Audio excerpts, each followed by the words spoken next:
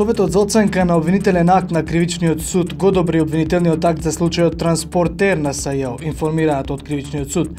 Лидија Петровска или од бомбите популарно Сваровски е судиката која што ќе го води овој предмет, во кој што прво обвинет е битолскиот градоначалник Владимир Талевски заедно со уште 22 лица.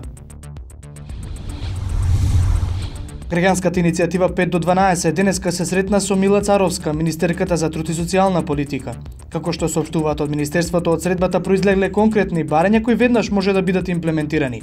Додека за останатите ќе треба да се направат анализи на буџетските импликации, а потоа да бидат преточени во законски измени.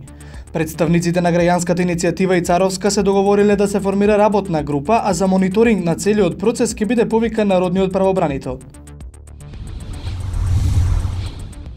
Стопирана е изградбата на автопатите Миладиновци Штип и Кичево Охрид. Причините се ненавремено решени имотно-правни односи, додека кај патот Кичево Охрид има изместување на трасата. Двата автопати се градат со кредит од $500 милиони од кинеската Ексим банка, ги гради кинеската компанија Синехидро, а подизведувачи се македонските Гранит и Бетон.